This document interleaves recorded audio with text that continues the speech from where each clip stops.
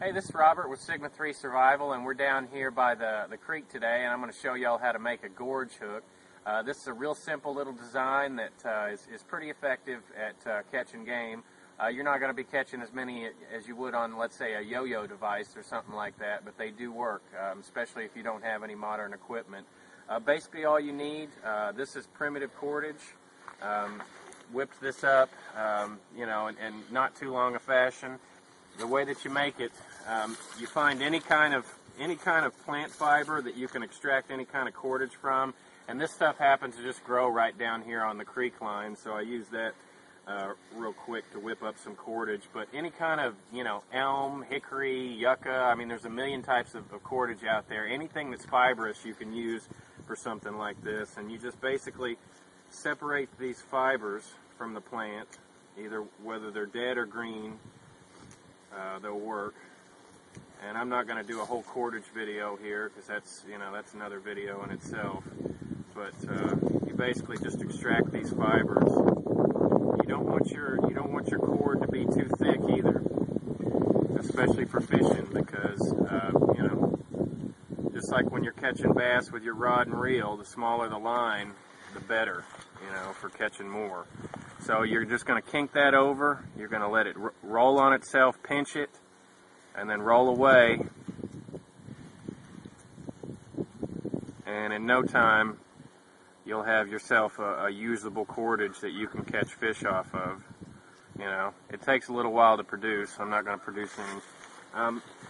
Another thing that you need to find, you don't have to have thorns. Thorns are a luxury. You can make this out of any kind of piece of wood. You just carve it or sand it on a piece of sandstone if you've got no modern tools, and you make a sharpened point here.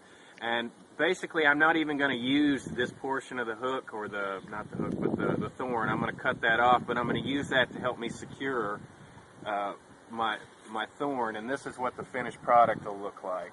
And basically what we're going to do, and when I'm making the cordage, typically what I'll do is I'll make it thinner towards the end of the hook, and I'll taper up slightly and get a little bit larger as I go up, because mainly you just need the thinner line towards where the fish is going to be.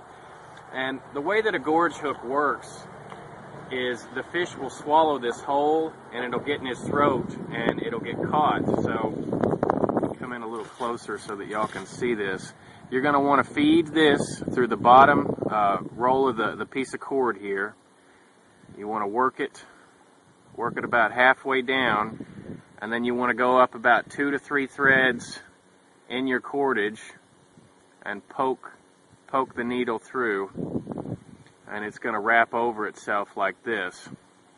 So what I do is I'll feed the end of this over these 2 little notches,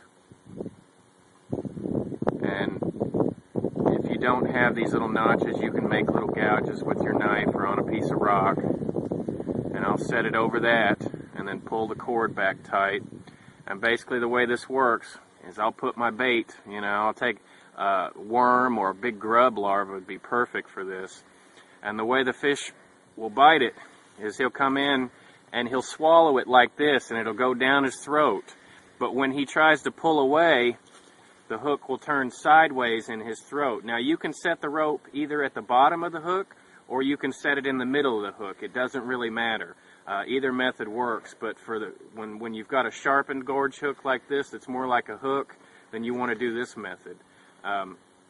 So it sits up like this most of the time, and you could even fish like this. You could actively fish, but it'll turn sideways, and when it catches in his throat, then he can't get away, and you've got yourself a good catch. And we're going to go down and I'll show y'all how to set this real quick, and then we'll go from there. All right, we got our rod hooked up, and we found some bait. We hit a pretty good spot. I tossed a rock over and found 3 lizards under there in the middle of winter. Pretty rare, but blue-tailed lizard, lizards and any kind of reptiles are probably my favorite type of fishing bait, for the sheer reason that they hold on the hook 10 times longer than any other kind of bait out there. And this one's kind of flashy with the yellow or the blue tail and the stripes, and I know that no doubt about it that the fish is going to want this. There's a couple of different methods. You know, we talked about this before. When you're hooking something on like this, you can either tie it in the middle and tie the actual bait onto the gorge hook, or you can make it more like a traditional hook to where it's going to hook sideways in like this. So basically all we're going to do, it's ready to go. I tied my rope, and you know, sometimes fresh rope like this is going to float on the water a little bit, but you know, you can sink it with a sinker or whatever, but this is good enough to catch a fish right here. And we'd leave this out overnight. You know, I'll jam it into a rock over here and put a weight on it or tie it to a tree so that if we did catch something, it couldn't get away. But you just leave this overnight, and you know, hopefully you come back in the morning, you got a fish. And this is another way that you could actively fish as well, especially if you had made some bone hooks or things like that.